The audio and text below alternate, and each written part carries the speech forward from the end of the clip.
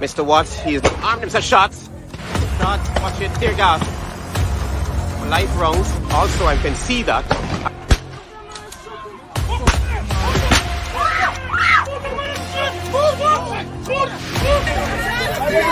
Just for Quendon! That man is a boxer, man. I like to put in the boxer, man, to do that.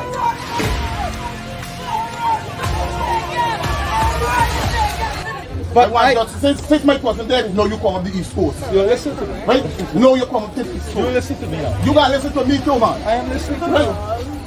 Now, I see you on the East Coast. The day when they get a protest of them, the next day, that's when you see one bigger heads come up to talk to my family. Right? And that's bad. If we didn't do a protest, you want to see nobody for justice. You see? I'm not holding back nothing. I'm not holding back nothing. I just need justice of my family.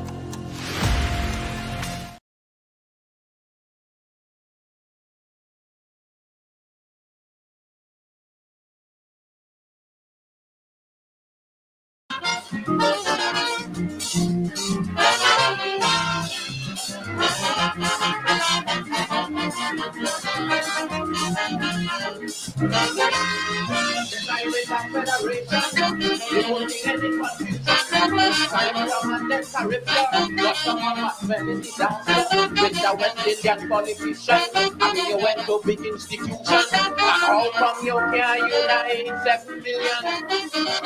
When a West Indian unity, I know it's very easy. If you only rap to your people and tell them like which them is one race, from the same place, that make the same trip, on the same ship. So we must push one common intention, it's for a better life in the region, for the woman and the children. That must be the ambition of the Caribbean and the Caribbean and the Caribbean.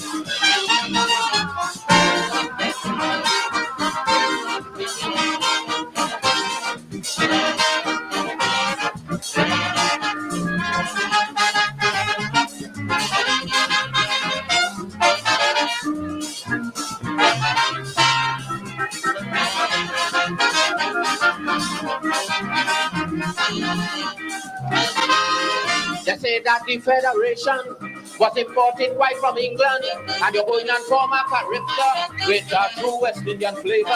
But it's now it's just started running, morning, noon, and night, all I hearing. It's just money speech that Prime Minister's giving. But I say no check of money, vote for my unity. First of all, your people need their identity to be one race, from the same place, that make the same trip, on the same ship.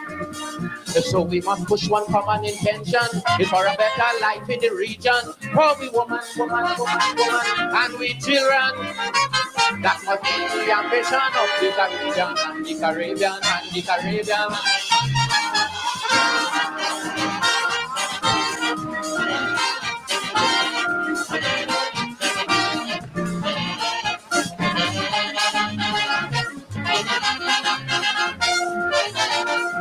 Papa.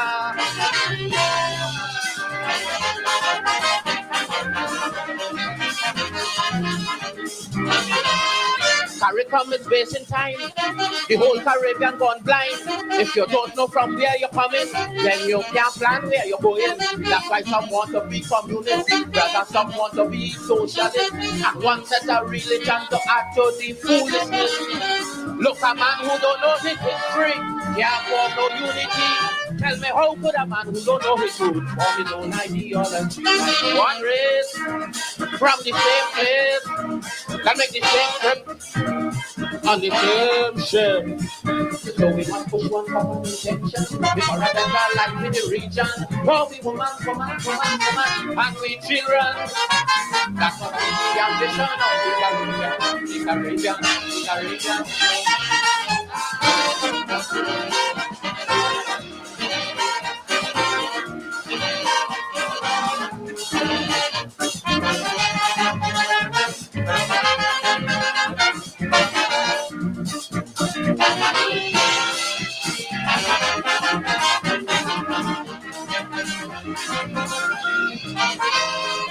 Federation done dead, and Caribs are going to bed. How come the cult of the Rastafarian? It's spreading through the Caribbean. They have Rastas now in Grenada, they have Rastas now in St. Lucia, but to run Caribs, yes, them getting pressure. If the Rastafari movement spreading and Caribs are dying slow, then it's something them Rastas done that the politicians don't know. Look at one race from the same place that make the same trip on the same ship. So they pushing one common intention, for a better life in the region, for the woman, and their children. That must be the ambition.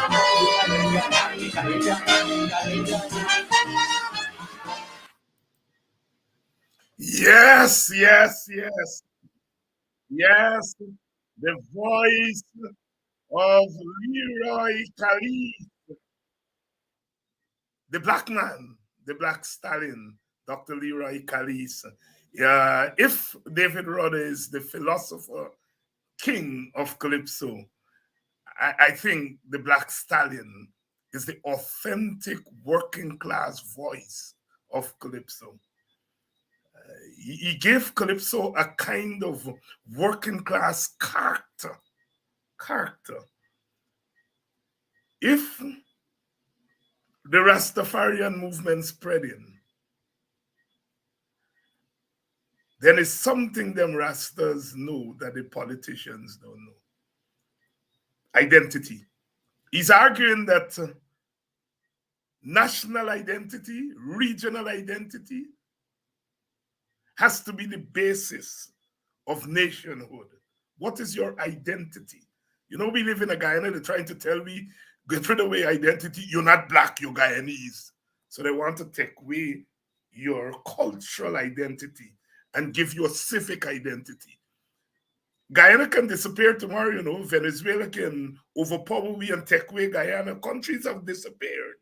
There is no longer Czechoslovakia, right? There's the Czech Republic, and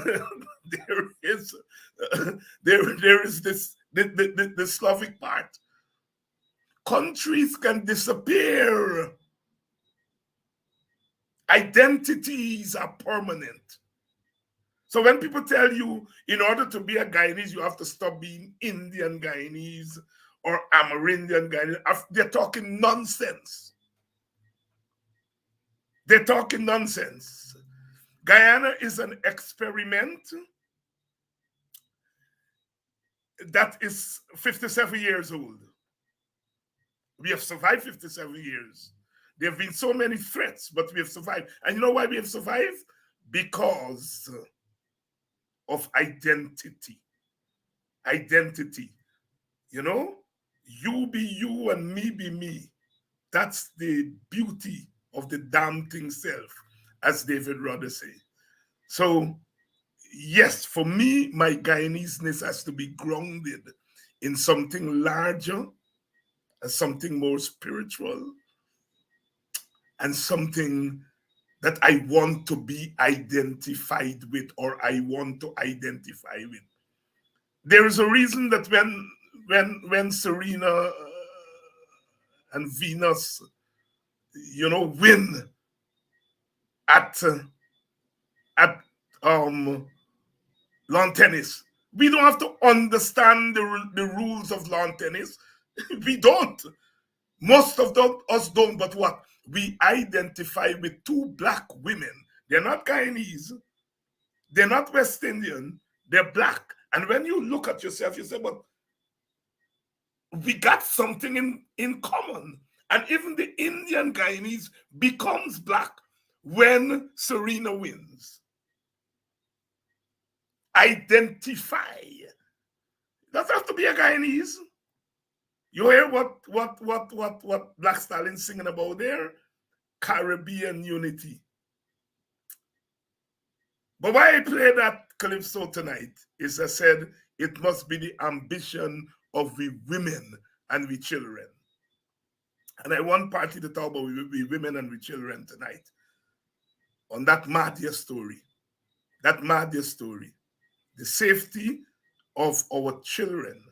And the fact that we have a young woman, a child, 15 years old, slapped with 19, and it's gonna be 20 murder charges.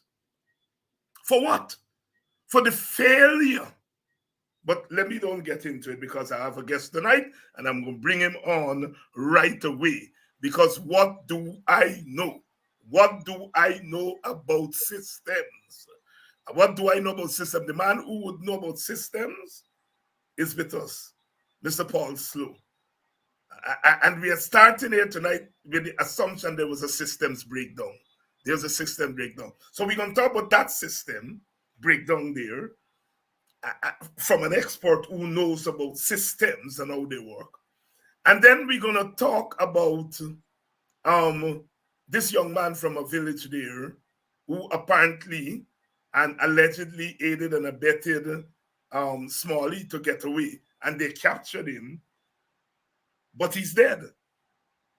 And I am not endorsing what he is alleged to have done. I'm not endorsing no prison getaway. But on this program, I like to talk about a human being, because the human being is central, is primary, and is paramount. And the human being got rights, human rights. Whether that human being is a crook, a thief, a scoundrel, he or she still has human rights. And when we begin to disregard human rights, then the society crumbles. Because the basis of the society is the human being. So we can talk about that, the police story there again. Who better talk to us than Mr. Paul Slowe? You all know all his credentials. He's now a media celebrity. He stood between a government led by its president, which wanted to tell the police who to promote. It's a very important moment in our history, because the president was caught. And I'm sure there would have been political leaders before who did that, but they weren't caught. This one got catch. And he got caught because of Paul Slowe. Brother Paul, good night. Good evening, Dr. Haynes. Good evening to all your viewers. How are you? I am fine, thanks. I'm fine. Yes. Let's begin tonight and talk a little bit about what happened at Mahdia. We're getting 1,000 perspectives, and that is so we Caribbean people, we Guyanese people, you give us an issue, and we have all the diagnostics, all the solutions. That's part of what free speech is, but it's also part of the absence of trust in those in authority to tell us the right story. So we form our stories. But you are someone who has been part of this thing, because police is connected with safety and all of that stuff. The police and the fire service and all these things, in my estimation, they're wrapped up together. Do you agree that there was a systemic breakdown at Mahdia? Of course, massive systemic breakdown. Not only a systemic breakdown, but a massive systemic breakdown. And this view is arrived at based on what is known to all members of the public, either what is released through the official channels or what is released by other persons, a massive systemic breakdown. And here we are referring to this fire at the Mahdia dormitory, which took the lives, I think now it's of 20 persons. And we learned that following the fire, and here we have to look at this thing holistically. There was a fire. It is alleged that one of the residents, one of the students, a 15-year-old student, started the fire for whatever reason. So there was a fire. There's no doubt about that, right? And then what was discovered is that after the fire, the children were trapped in this building, this dormitory, because all the windows were grilled and the doors, they said they had 5 doors, were padlocked, and therefore they could not have escaped. So it's a breakdown of the system, because we learned after that the fire service carried out inspections, and noted a plural, inspections, and flagged the grilled windows as a fire hazard. We also learned that apparently there was no smoke detector, no fire alarm, no fire extinguisher, nothing at all. And the question is, how can you have children, no less, anyone for that matter, but children no less, living in a building? The building, I understand, was built to accommodate about 60 persons. And you have no firefighting, no escape, nothing at all. So it is a breakdown of the system. Because, as I've said, first breakdown is that a building like that could be constructed with no the building code to deal with fire and all of that. Inspections are carried out according to the fire service, flag these things as fire hazard, and nothing is done. And you know, now it's Shaggy in the house. Blame is not me, it's not this ministry, and it's not this ministry and all of that.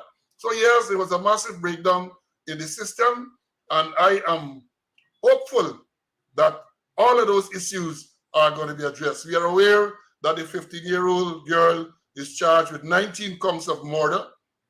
And as you indicated in your intro, that is likely to go up to 20 because a 20th person died a few days ago. But again, you look at the old system, yeah, the girl might be culpable. I want to see how they're going to prove that. But what happened to the people who grilled the building and locked them in there? Those questions have to be answered as well. Yes, and let me go to that question. I know you're a former policeman, and you've always made clear that you are a policeman, you are pro-police, you're anti-police excesses, but you've always made that point that you are a policeman. You've spent decades in service. What is the role of the police in a tragedy like this? Because there are various actors. There are several ministries, it seems: the Ministry of Education, the Ministry of Home Affairs, the Ministry of Regional Affairs, the Regional Democratic Council. So there are various government departments. And then you have the fire service. You have, I guess, the department that deals with counseling. You have the police involved in this. What is the role of the police as an actor whenever tragedy like this occurs? Well, as you rightly said, I spent 37 years in the police force, and I'm pro-police. I am totally against corruption. I'm totally against incompetence, and that is what I speak out about. But I'm not against police. And as the role of the police, let's start first at the time of the fire. Mm-hmm. At the time of the fire, the role of the police would have been there to assist in the first instance in fighting the fire, and perhaps saving, assisting, rescuing. And once that is done, then the role of the police, you kick in a role of an investigatory role. So one would have expected that the first thing they will do after the fire, right, you're going to cordon that area, you're going to secure the area. Because remember, at the time of the fire and all the hustle and the bustle there, you cannot say definitively what is the cause of the fire. You would not have known at that time. However, the training should be in all fires like that. You have to assume the worst, that it's an arson. So therefore, it's a crime scene. You have to secure the crime scene for the investigators from the fire service, because in a fire, it's the fire service and the police will jointly conduct the investigation. The fire service will go with their expertise to tell you the cause of the fire. Police is going to be there to take statement, especially when it comes and it is said that, look, this thing was deliberately started. Then the police have to take statements from all of those persons there. So I was appalled when the very next day, that's the Monday, to see the crime scene not being protected to the extent that the Prime Minister and others are in the scene. They are walking and trampling the scene, contaminating evidence. So the role of the police is to investigate. They would have collected statements of all the parties, and here we're talking about statements from the survivors. We're talking statements from witnesses, statements from rescuers. All of those statements from family members, because you have to have statements from the family members to establish who the victims were and all of that. So the police have a massive task to investigate, to take statement in conjunction with and the investigation is in conjunction with the fire service. And then at the end of all of that, a report is submitted to the DPP with recommendations. And that is based on the statements. That is based on whatever evidence, because in addition to statements, police have to gather all the evidence that would have been found at the scene. All the evidence, recovered bodies, all of that. That is the role of the police in such a situation. So a thorough investigation, lots of statements. I can imagine dozens and dozens of statements to be taken, report to be compiled and submitted to the Director of Public Prosecutions for advice. So again, I was astonished. This fire occurred this Sunday, and by the Wednesday, the Thursday following, we are hearing that a file has been sent to the Director of Public Prosecutions for legal advice in this matter. That is unheard of in the history of policing in Guyana. And just over a week after, someone is charged with 19 counts of murder. And by definition, murder is the willful taking. Well, murder is the taking of a life of a human being by a human being with malice aforethought. That is what I was taught. Maybe it has changed now. With malice aforethought. That is what murder is. So again, file gone to the DPP, and just over a week, over a week thereafter, charges are filed. This matter, as we said, occurred on Sunday. I think it was the 21st, and Monday gone. Charges are filed, and I learned this morning, reading the news or reading a release from the Ministry of Home Affairs, they now get the assistance of some U.S. expert to go to the fire scene. So I was wanting to know what they are going for, because if it is that you have concluded, or not concluded, but you have conducted the investigation to the point where you can get advice to charge murder, then one would assume that investigation would have been well advanced. So that is what we have, but that is the role of the police. And of course, at some later stage, how the system works, I don't know if the police are going to do the prosecution, but you have that stage as well, because the person appeared in court, remanded until the 4th of July, I understand.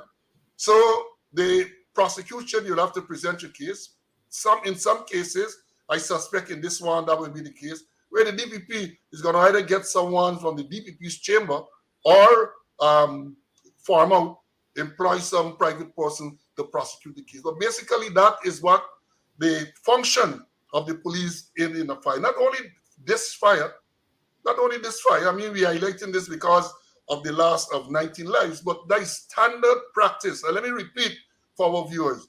At the time of the fire, you respond and you try to assist in saving lives and help the fire service in putting out the fire. Because remember, in the urban areas and the rural areas, not necessarily the interior areas, police are normally the first responders, because you have patrols out and you hear the fire. So it's a police patrol that will arrive on the scene first. So they are trained to get there and to assist, save lives, assist the fire service. Because I know from experience, especially in and around Georgetown when there's a fire, a lot of people, public people come to assist in putting out the fire. But sometimes it gets to a point where they become an hindrance. When the fire service arrive, they become an hindrance. So the police will be there to make sure that all the assistance is given to the fire service so that they can do their work. Once that is done, once that fire has been extinguished, the place is cordoned to prevent unauthorized persons from going there. And I am saying this without any fear of successful contradiction. The Prime Minister was unauthorized to be there. He's not a fireman. He's not a policeman. He's not an investigator. He had no need. And it's just a photo opportunity. And the thing that is galling me, that he could have been outside the scene. and still get his photos. But these people are so, I don't know how to put it, they're just so anxious to this photo opportunity to show that they're doing something. But you know, in doing that, people who know better, these things go all over the world, people know better, are laughing at us. How is it that this man who is the prime minister is in this fire scene within 24 hours? And I must say to them, that is not surprising, because you know, I have colleagues all over the law enforcement world, and sometimes they ask these things of me. How can that be? And I say, well, Guyana is a different place. And I remind our viewers that following the breakdown fire, the very next day, the breakdown fire took place a Saturday, and the Sunday morning, heavy machinery were there at the scene, moving the debris. And then after the debris is being moved, the president is said that they're going to get outside help to investigate. Investigate what? You don't destroy the evidence, you move the evidence. And I said at that time, maybe you're a Calypso man. I follow you and I know you know this Calypso. What is his name? Nello. King Nello. Yes. When he said, we're coming down to the end, when he said, look, my tail is the best, Rice is his name. I cutting cloth, making suit is his game. The man said, don't show me the man, my tail is class. Just show me the corner where the fella passed, and he gonna make a suit. And I made a joke and I said, well, maybe you don't have to get debris and all of that to determine the cause of this fire. Just show these people the scene, and they're going to be able to tell you the cause of the fire. Yes, Paul Slowe tonight really walking us through the role of the police, because like I said, there are several actors at play whenever you have something like a big fire. And so I wanted to get Mr. Slowe here to tell us what is the role of the police. And by telling us what's the role of the police, he's also telling us what's the role of others, including what's the role of the prime minister. It's not to be there at the scene. You know, I was on the phone just now, and I'm not usually disrespectful to my guests and to the audience, but it was AUC Guyana who called me there just now. He didn't know I was on the show. And about a year ago, after the breakdown fire, he called me and he said, you know, there's something called a Fire Act. And he asked me to find in the Constitution for him. And we went through it together. And I had not known that the Constitution actually dealt with fire. And then it made sense. We live in a country with plenty of wooden buildings. Correct. So we are sitting up for fire. So the rules of the country have to deal with fire. And he wrote a letter, I think, over the last couple of days, pointing out about we have the way we deal with fire in the Constitution. And Guyana was saying in that letter, and he just said to me there, that they're not perfect rules, but they are there. Are you aware of that part of the Constitution, Mr. Slowe? And well, if so, actually, no, I'm not aware with that. I know the law. I know there's an act dealing with the role of the fire service and all of that, but I was not aware that there's a constitutional provision to deal with fire. But what you're saying makes sense. I mean, lots of wooden buildings in Guyana. It's only in recent times you have concrete structure, and so, because even back when you had concrete structure, recall those two level buildings, the bottom was concrete, and most times the top was still wood. So you still have to have that. And let me say that even when you don't have that amount of wood, because in certain places like the US and so on, they don't have wooden buildings, they have concrete buildings, and therefore you have to equip your fire service and your responders to deal with that. Right? Yes. And welcome all of you to Politics 101. You all are out in your numbers tonight. And I always say, some people would say, well, a fire is not a sexy thing. So you won't have people want to listen what is said about fire. But every day, every night on this program and other programs, you all put this lie that we have to break down thing for people, and that people not interested in certain things. You all are proving that to be a lie. Big numbers tonight. Keep them coming. Spread the link. Let them know that Politics 101 is on. And we're not here dividing the country. We're here talking sense. and talking about people's business, talking about something that has taken 20 lives. 20 lives in a population of 750,000 is plenty people. Plenty people to die in one incident. And as we come on here tonight, we hear about another fire in another part of the interior. Something is wrong. I said, Mr. Slowe, that you are a policeman. And therefore, the rule of law is important for you. It should be important for all of us, but as a policeman and someone who has been in the leadership of our police force, it is very important. But these charges against this 15-year-old child may satisfy the rule of law, but doesn't it run against something bigger? Does it run against the human spirit? I don't know. I'm grappling. For me, this child must be made aware that she did something that has had and that has tremendous consequences. But I don't know that in a civilized society in 2021, charging a 15-year-old child in the circumstances and given what we know was perhaps the best thing. And I'm asking you this question, fully conscious that for you, first and foremost, if someone commits an offense, the law must take its course. But I'm still going to ask you the question. Do you think charging that 15-year-old child? I mean, there's a fair question. And I think I read somewhere this afternoon, the DPP, that the Director of Public Prosecutions made a statement basically saying that they treat all persons alike. So they were saying the fact that it's a 15-year-old child caused this fire, alleged to have caused this fire in such circumstances, then the law should apply. I have no issue with that. My issue is the rush to do this. That is the indecent haste. That is my issue. Breakneck speed, just about a week. And I'm saying, no way the Guyana police force and the system that we operate in is that efficient to have conducted a proper and thorough investigation in about 7 days, 7 days and 2 days when the post are paid before the court. But about 4 days after we ordered the file in this matter was sent to the Director of Public Prosecutions for legal advice. And I'm saying no way that investigation could have been properly done, because someone reminded me yesterday on my show that, look, even before you got the DNA results from those remains that were sent overseas, charges were filed, or at least legal advice was sought. So I am saying that there is breakneck speed. And then one has to question the motive.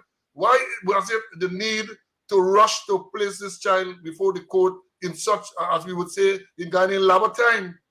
And one can only surmise that it was to try to quell the public pressure or to deflect from the issues relating to the grilling of the building and the like, the failure to implement recommendations from the fire service and all of that. So I think that it's a deflection. The rush to charge is a deflection. And I am waiting to see, again, this is my law enforcement background comes in here, because statements would have been taken.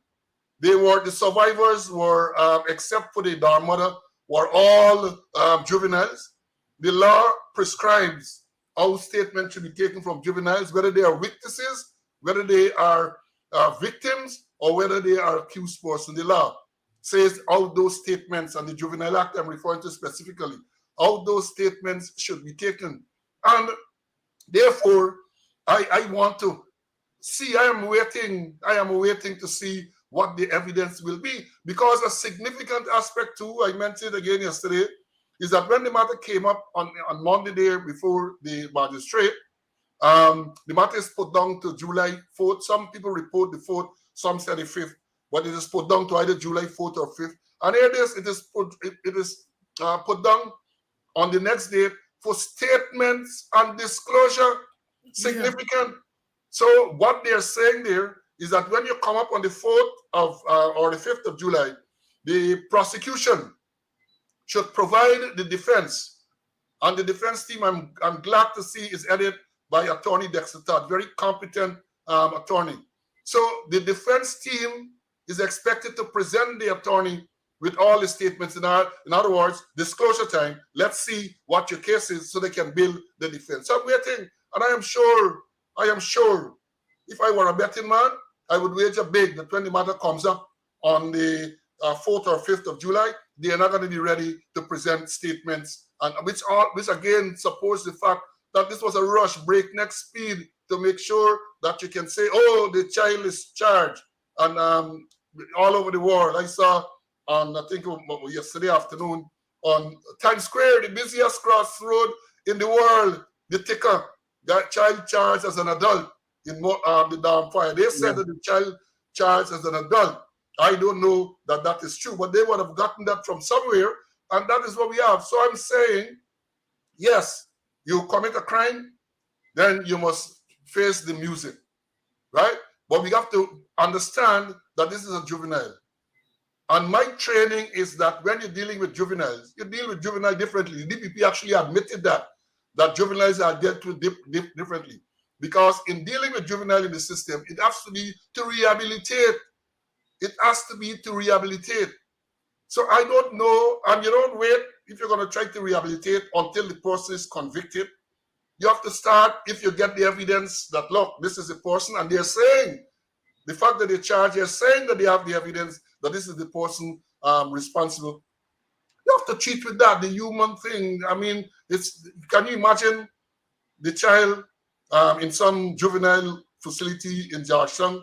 I suspect our parents or relatives are hundreds of miles away, somewhere in the interior. So it's not only that she's confined to a juvenile facility in Georgetown, but she's not going to get visit from people who she is familiar with. So that is additional stress on a 15-year-old. Say whatever you want. Say whatever you want. It's at the end of the day, it's a 15-year-old child accused of committing 19 and perhaps later 20 murders. And let me say this, because the DPP and the police and all of these people tell you about murders, the 19 or the 20 murders. But in that whole scenario, you had people who were injured. You had people who were burnt. One patient, we understand, is still in a serious condition in Georgetown Hospital. Some who survived, you saw them parading one of the victims at Guyana at some vigil with her hand in some chaos or strap. All of those persons, offenses would have been committed against all of them. So I am waiting to hear when they're going to institute the other charges. I am waiting. But again, because of this rush to no doubt satisfy public concerns, and when we talk about this murder charge, let me talk about it a little bit more. You remember Orin Boston? Orin Boston was shot in his bed. Yes. While he was lying next to his wife. And it took protest after protest on the Essequibo coast. And weeks before a charge of manslaughter. Let me repeat that. It took protest on the Essequibo coast, blocking of the road. Overfairs minister and all of those people went there and promised to have the matter properly investigated. It took protest. And at the end, the person was accused, the policeman was charged with manslaughter. Not murder, as some people are clamoring for, charged with manslaughter. So one has to question how these decisions are arrived at. I would have thought the decisions would have been evidence-based, based on the evidence and based on the law. As I said, murder, malice aforethought. But I have seen in many cases where the DPP just charged and said, well, when it gets to the court, because the court will decide if it gets to that stage. So if you're charged with murder, if it gets to the trial, you can be found not guilty of murder, but guilty of manslaughter. So I suspect that is what they're taking the lazy way out. So you don't want to charge perhaps with manslaughter or anything else. You're charged with murder. And if it gets to trial and there's no evidence about the premeditation, then the jury might very well find you guilty for manslaughter. So that is what we have. Yes, and you certainly preempted a question there by a former police woman who's asking whether the child confess to the crime. Therefore, she's saying she's asking if the child confessed to the crime, or she hasn't confessed to the crime. Why is the haste? How do you know that she's guilty? You know. But I like the comparison you made with it or in Boston. It took them weeks to bring a murder charge. A manslaughter charge. A manslaughter charge. And within days, here are murder charges against a child. With breakneck speed, to use the Attorney General's phrase, with breakneck speed. Wow. Over Guyana. Welcome all of you. Welcome of all of you. Tonight is a big night. I like the numbers. I like the numbers every night. But some nights, you know, it's going to be big. It's going to be big because of the issue that we are discussing, and sometimes because of the guests. And we try to bring guests on who are going to add something to the conversation that we might not be able to figure out ourselves, or we probably figure it out but couldn't explain it. And certainly I have learned a few things here tonight already from this conversation with Mr. Paul Slowe. Mr. Slowe, let's shift gear. All a while, Doc.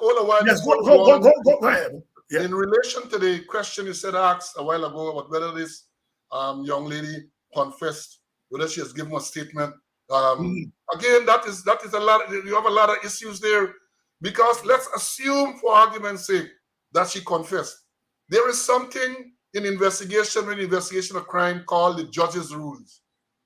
The judge's rules are clear that a confession statement has to be taken under certain strict conditions. And even when it's a juvenile, it's even worse. Parent, guardian got to be there. The person has to be told of the right to refuse to make any written statement, unless written or oral, unless they wish to do so. You have to talk about the conditions that are present at the time. So, you know, and that is why, again, you have a lot of people who say the police will say they confess, but when you get to the court, it can't go any further. Those statements are not admitted because they were not taken under the stipulated conditions of the judge's rule. And I see the thing there about confession, state of mind, very important. Yeah. Very important. That child would have been interrogated. The question is, was that interrogation done in keeping with judge's rule and the Juvenile Protection Act? Those are questions to be asked. And if the confession wasn't done under those conditions, it ain't going no place. The matter is not going to go any place, because confession.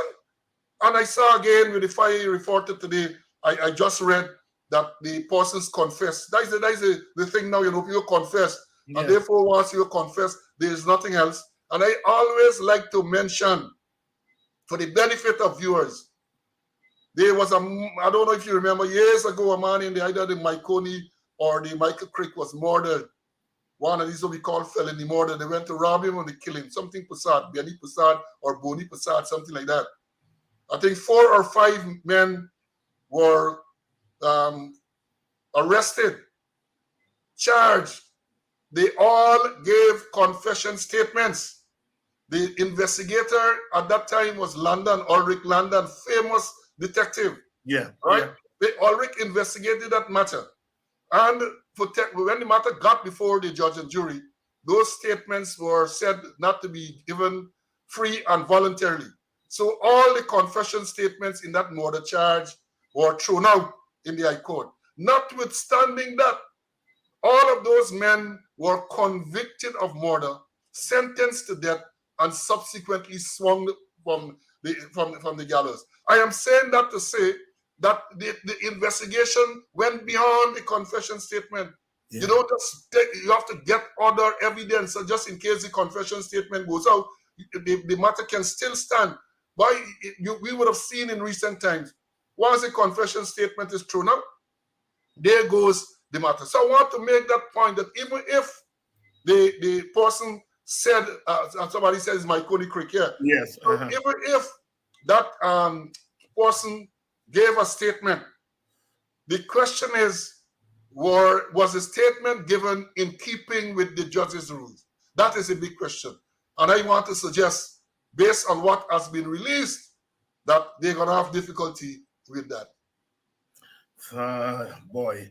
Hammer that. I know you come here tonight to make trouble on the program, but you see how you can be of service. Hammer that is one of what you call them, trolls or whatever. They come and make trouble. And he say is Marconi. Yeah, but you know, he's confirming that I'm not telling a tale. You're not telling a tale. He's confirming that what I'm saying is true. It's true. It's true. You know, they send these persons to come on here and make trouble, and they always tell them seize the opportunity to learn something. Mr. Slowe, let's turn our attention to the other big story, and that is the story of the escape from the prison.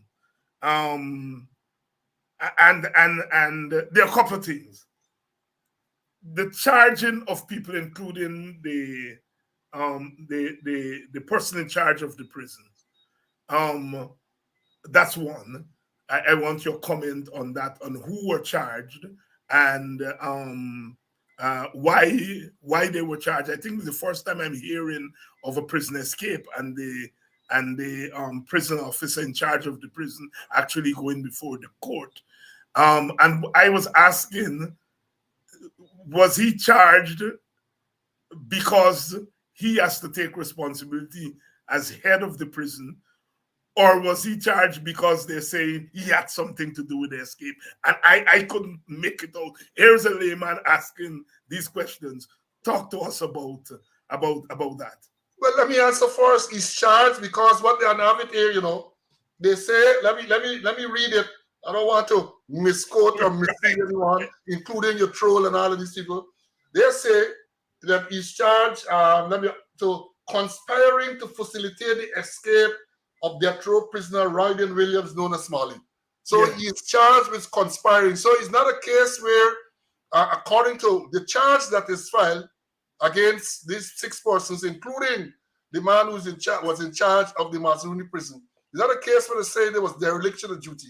They're saying that he conspired with these persons to facilitate. That's the word they use. Yes. To facilitate. And let me tell you, the viewers, let me talk about conspiracy. From the time when this matter, they said these persons were under arrest and all of that, I said, well, all right, perhaps dereliction of duty, as we call it, slackness on somebody's part, permitted this man to escape. But when I saw this conspiracy, I said, take it regular. Because I experienced, I can't discuss it, but myself and Conway and all this before the court on a conspiracy to defraud charge. And I know that no basis for this charge. So when I say conspiracy, because what is a conspiracy by definition? A conspiracy, also known as a plot, you say, is a secret plan or agreement between people called conspirators or co-conspirators for an unlawful act or harmful purpose. This is an agreement by 2 or more persons to commit a crime or rather wrongful act. So basically, what the state is saying, that these 6 persons were charged, the 4 prison officers, the Venezuelan woman, and this businessman, they say from Puerto Rico or somewhere there, they are alleging that they conspire. In other words, at some stage, they exchange the talk, either over the phone or directly, to say, look, we can do something to make this man escape. That is what they are saying. Yeah. And you know, I find that very, very difficult to understand. I don't know any one of the persons. I don't know the prison officers. Mr. Hopkins, I think his name is. I don't know him. I have no recollection of ever interacting with him. I don't know any one of the others. So I am not advancing any case for anyone here. But I said, when I hear this conspiracy thing, I said something wrong. And then when I read in the news that a man in charge of the Mazruni prison, Mr. Hopkinson, this man retired at the age of 55 4 years ago. he was re-employed in the system. Yes, He was re-employed in the system. And you want to tell me you want me? I would never believe that, given what I've just said, that this man is going to conspire with businessmen and Venezuelan women and other prison officers to aid the escape of perhaps the most dangerous criminal in Guyana, a mass murderer. Yeah. And as we speak, we understand the news is that sometime this afternoon, he and another one of his accomplices was shot and killed. Again, that is the news. So those who might not have heard it, that is. And I say again, I am supporting no criminal. I am supporting no criminal. But there's something that is called the rule of law. Yeah. And I said yesterday, and I am repeating it here for emphasis, that policemen on duty are going to be confronted with situation where they have to use lethal force. In other words, they have to shoot and kill people. The prevailing conditions will determine whether it is justified or not. So I'm not here advocating, say, police must shoot and kill people. A man pull a gun on the police and shoot at the police. Police have a right to return fire. And if he dies, so be it. You have to protect yourself. The conditions, the rules say that you're justified in doing so. So let me set that straight from the outset. But then it's the narrative that is put out there by the authorities. The narrative. I listened to a press conference by the Minister of Home Affairs and the Acting Director of Prison 2 Saturdays ago. To hear them and try to explain, that is the day I think after the escape. They try to explain what actually transpired. And I did my little research. I don't like to come and just run my mouth. And I discovered that the Prison Act, I think it's chapter 45 or section 45 of the Prison Act, makes it clear that in order, well, it says that once you're a condemned prisoner, as Royden Williams was, he can only be visited, the only people who can interact with him are prison staff, yes, the medical people at the prison, and somebody, a preacher or somebody from the religious denomination that this person subscribes to. Only those persons. Any other person must get a written permission from the director of prison. That is what was said. Up to now, I have not heard them saying whether this Venezuelan visitor who said that she is in the country illegally and she provides service, that is what she said, she provides service. Up to now, I have not heard that, look, whether she got permission as stipulated by the law to go and visit this condemned prisoner. They're not saying that. So they said that, look, and it is clear from all that transpired. It is clear from all that transpired, the fact that this man was taken from wherever he was to meet this visitor, and according to them, on the way back, they were ambushed and the man was made to escape. As an old policeman with a lot of experience, I formed the opinion, based on what they have said, that the visit and everything was part of this plot to free this man. This is not something just happened that this visit was done and these men were there in this boat with assault rifles. I think it was something that was well orchestrated. And the person escaped. Another thing that I found strange, that in the release, the police said that one of the accomplices, one of the persons who went there to free Williams, was known to the police. They said he was known to the police. I saw them put picture and all thing. Now that he's dead, they put picture. And again, I ask the question, if this man is known to the police, why did you not issue a wanted bulletin to alert the public who this man was? So in case he's seen in any area, people can inform the police, oh, this man where you have on a wanted bulletin is seen in such and such. That wasn't done. That was not done. And we all know that in recent times, the police rush to issue wanted bulletins, even though they know where the persons live, even though they know the names of those persons, they issue wanted bulletins without even making any effort to contact those persons. That is known. So I found it strange that you're saying in your release that one of the suspects is known to the police. He is known to the police. Yet still, you did not take what I would have thought to be a logical step to issue a bullet, or at least to put his photographs out there to encourage the public to assist you in the apprehension of this person. So a lot of strange things over this matter, a lot of strange stuff occurred. So again, what is the culpability of those persons who either issued this pass, because I am assuming here that this pass was issued, and if the pass was not issued, it's more problems. It's not only a conspiracy now, it's a violation of the Prison Act. So we have a lot of things, and I have a suspicion now, I hope I am wrong, that the man or the people who were involved with this escape are now dead. 6 persons are charged for conspiracy. That might be the end of it. So nobody gonna delve in to make sure. Because remember, this is not the first time this man escaped, you know. This is not the first time he escaped. And these are the things that worry people coming back to the fire. This is not the first school fire. I've had so many school fires.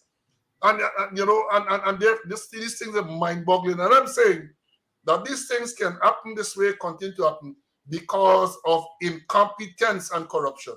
The name of my program. Incompetence and corruption. That is why these things can happen. Yeah. Talk to us about the young man that was killed. The accomplice, Howard. Yeah. Yes.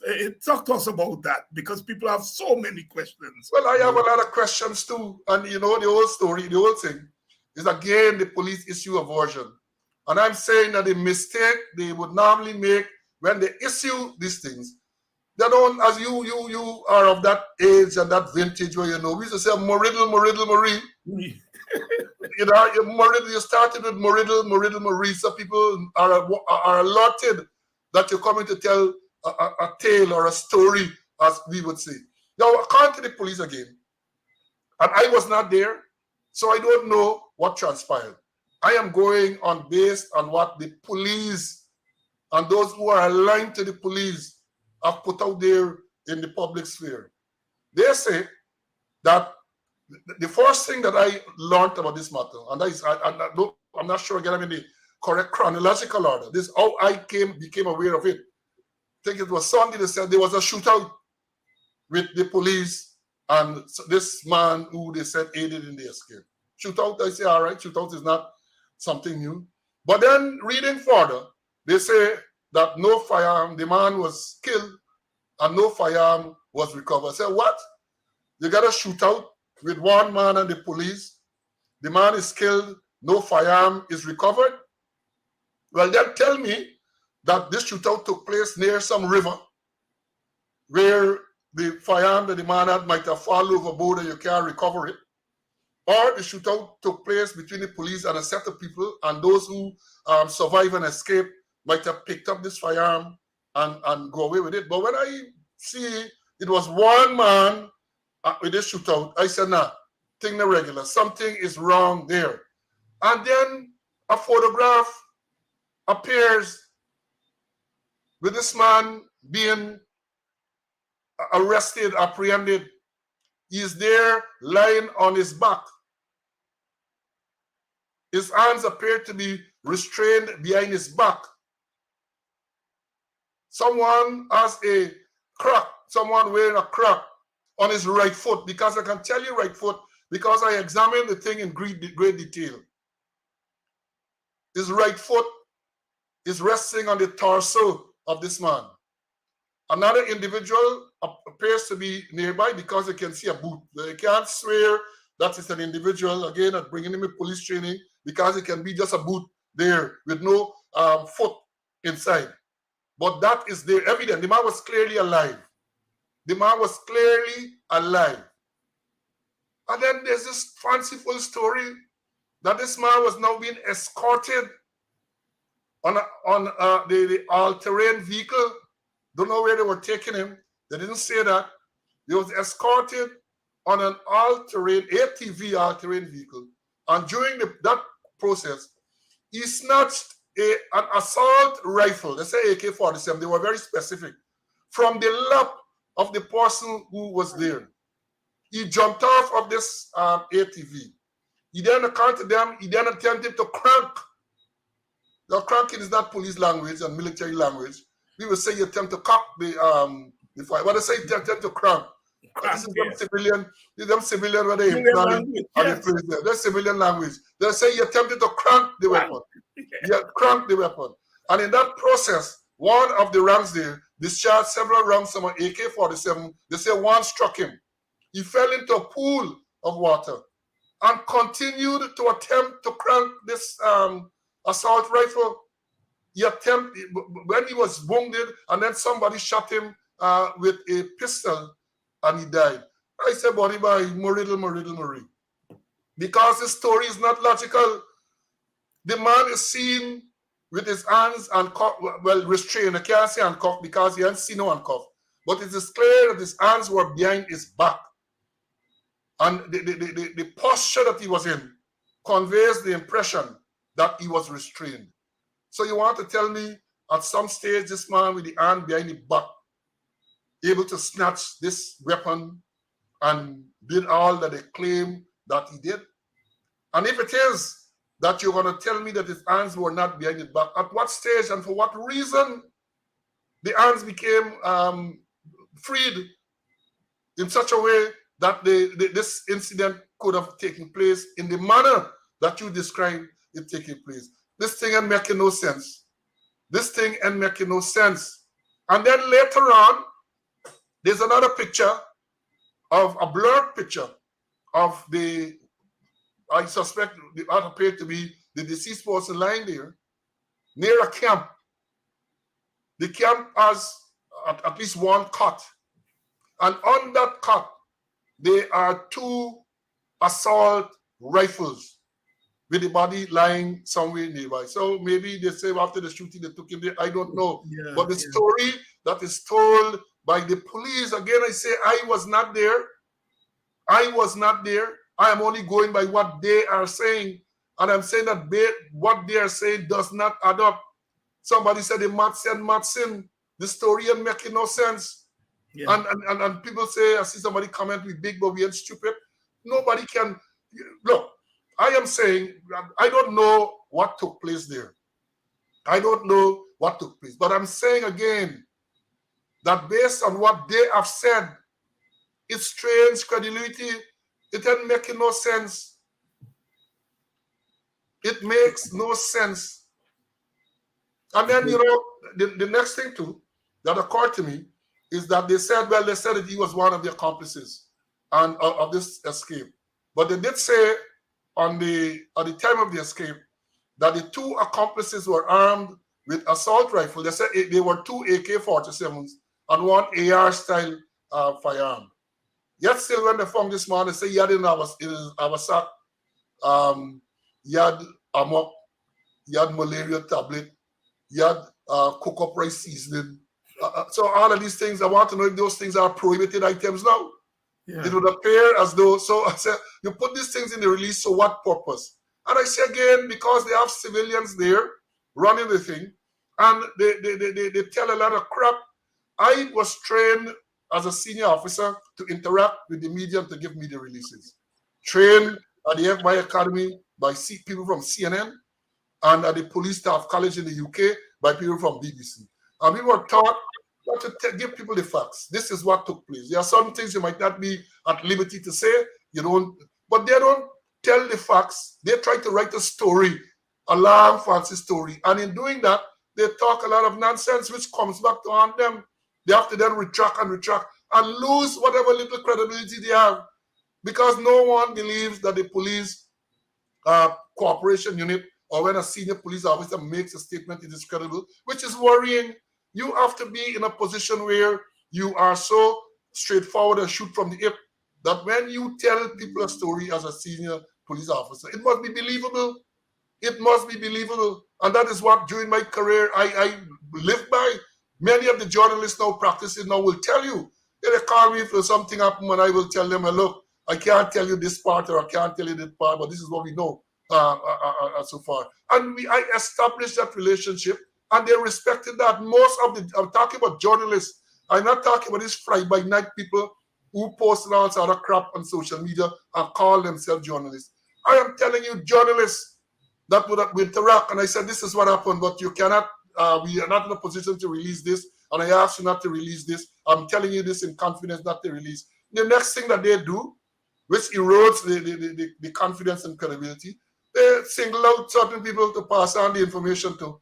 We would have seen not so long ago with the Mars murder. Yes, yes. A particular newscast is given a caution statement, a confession that is made by the suspect. And the newscast, the same newscast said that they saw a statement from the man's wife which contradicts what she said publicly. So where are we going? How do you give the confession, the video confession of a suspect to a news outlet? This is unheard of any part in the world. But as we said, Guyana is a different place, not a real place. It's a civilized plantation. So all of these things can happen. And when these things happen, let me understand it clearly.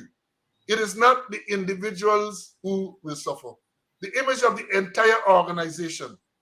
And if you have a bad image, that is one of the worst things for law enforcement and police, because nobody cooperates with you. Nobody will tell you anything because they don't believe you. They don't believe you have credibility. They don't believe that you will treat the information with the type of confidence or confidentiality it deserves.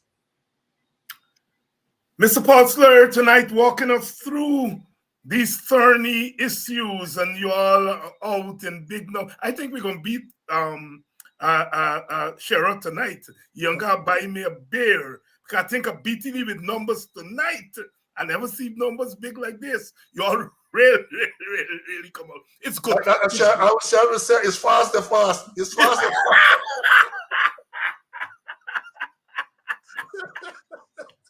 Oh my Paul, you know, I can't let you go without asking you to deal. I pick up the paper a couple of days ago. Some lady pulling down a PPP poster at Lancaster there in the quarantine, and the police calling, and I don't know whether she was charged, but what's going on? I remember when I was a young political activist, when the PNC put up the poster in Buxton, so within an hour, we guys they take down the poster. And it was a running thing among us as politics. No police was, and this was under the so-called dictator Burnham.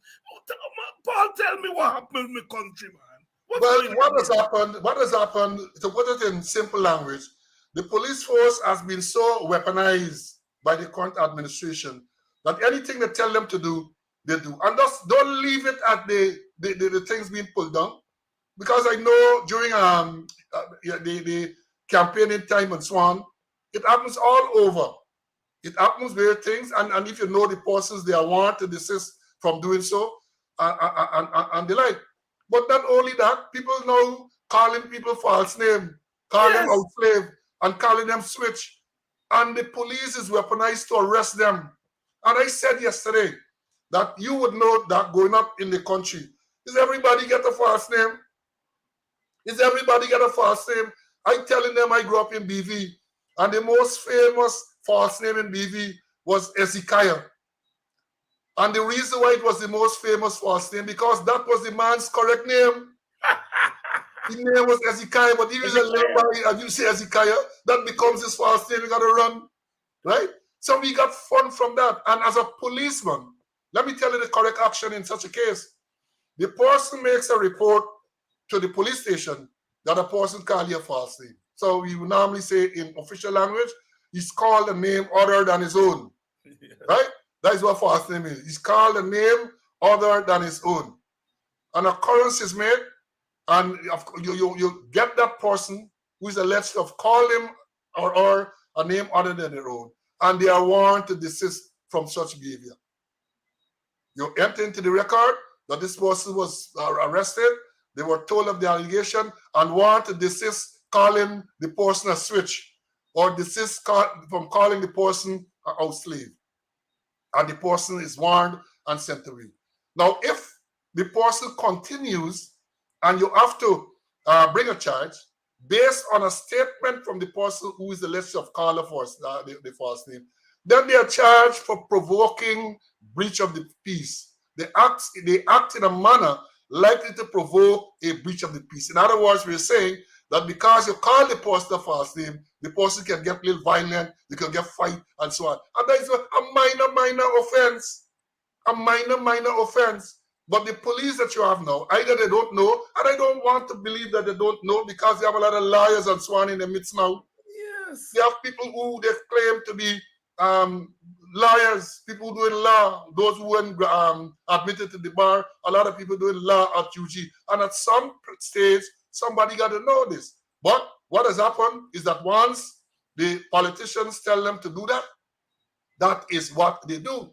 The politicians tell them, in this case, Chase Green make a report that, Chase Green now is on the PDP list. So in order to intimidate and perhaps even to satisfy Chase Green, arrest and charge. The same thing I understand with Pilgrim and Bobby's arrest, but that is not the correct police action. I don't care what they say. That is not the correct police action. The action, as I know it, as I said before, you warn the person to desist from such behavior. And in most cases, the person can stop. In most cases, the person is going to stop. Pulling down the thing and so on. Again, the arrest. And that is one of the big problems now with the police too. Let me tell you.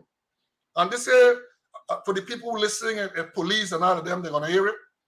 You do not rush to arrest people unless and until you have a statement from the complainant that establishes an offense. This is something that they're doing wrong. So if Chase Green made a report that somebody called her or slave or switch, she ought to be made to give a statement, a written statement, not a word about oral statement. You take the occurrence and she is made to either submit her own statement or you sit her down and you take a statement from her to establish the offense. And once the offense has been established in writing, then and only then you proceed with other steps. But what's going on now for the time? I am sure with the thing in pulling down of the flag, they rush to arrest, they didn't even get no statement from somebody. So who is the victim? Yeah. Who is the victim? As we say, who is the virtual complainant? And it's part of the weaponization. And let me tell you further. They can continue to do these things because they have consequences. They operate with impunity. People are afraid to take action against them, and they continue to do so. We saw not so long ago, the thing has gotten so bad, an attorney at law advised her client to remain silent at Soku, and for that she was arrested. Just think about it. And the senior counsel, Juman Yassim, made the statement at the time that if that is happening in broad daylight with an attorney, you could imagine what happens in the darkness of the night with the ordinary person. And let me tell you this, because I know they're going to say, well, I've been in the system. Yes. And no doubt there were violations. But I can tell you we had systems to deal with it. But you have now in the force a total breakdown of the disciplinary procedure and the disciplinary system. So anything goes, any and everything goes, and a complaint is made, and nothing happens. They will tell you that the Office of Professional Responsibility, OPR, will investigate. But I have evidence that even when OPR investigate, even when the complaints authority, when complaints are made to the complaints authority, and they say take certain disciplinary action, even when files go to the DPP and the DPP recommends disciplinary action against rank, nothing is done. It is business as usual, nothing. I have evidence to support that. I am coming in just to talk. I have evidence. Mr. Paul Slowe here tonight, walking us through, oh God, the atrocities, the atrocities in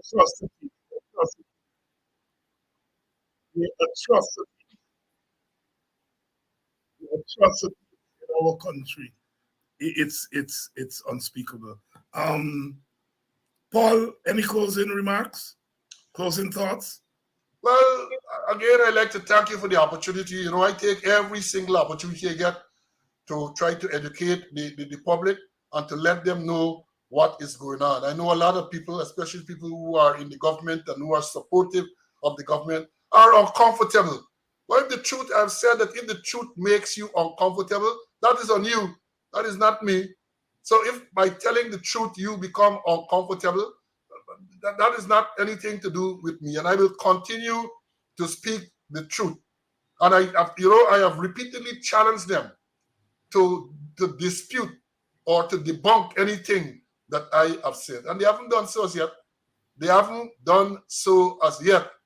So I'm still waiting, and I know they're going to get that opportunity, because when I speak, and my colleague on my program, Mr. Conway, speak, we talk about things that we know of, we think that we have evidence to support. So I want to close by telling the viewers to make sure that you are aware of what is going on. Make sure that you're aware. A lot of the things people tell you, not the truth.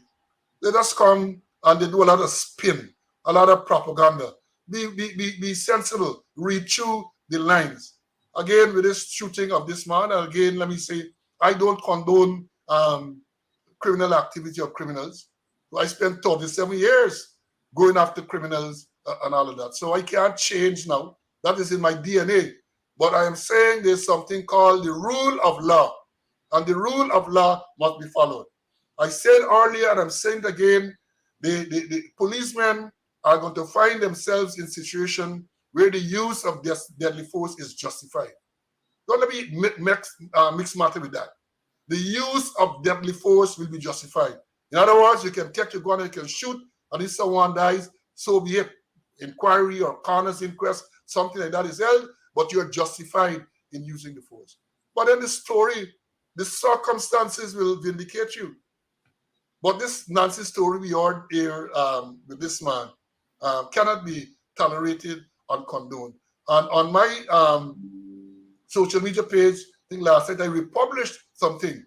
I don't have it verbatim here, but you know the story. They say they came for the socialists or they came for the Jew, but you know that poem. Yes. And then they came for me. Then they came for me, and there was no one else to represent me. And the point there is that you have got to speak up and speak out. So thank you again, Dr. Hines, for the opportunity to be on this program this evening to share some thoughts with you and your viewers. Thank you very much, my brother. And just to say that once you beat Sherrod tonight, you're going to owe me a drink. Yes. I call him tonight and tell him he got to buy me a beer, and I don't know if you just drink, but he got to buy you even if it's a soft drink, because I think we beat you tonight. Well, let me put people on notice, I do drink. Okay, all right. The only thing that I don't drink is cheap liquor. Thank you, my brother. Thank you, Paul Slowe. Always informative, always, erudite, but, doing it in a way that he gets you interested in these seemingly complex legal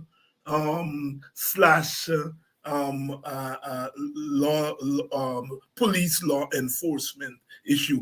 And I'm so glad that so many of you came out tonight, because I think this is has been a very, very important program.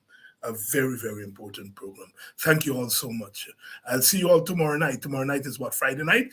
Who am I having on tomorrow night? It doesn't come to me right away.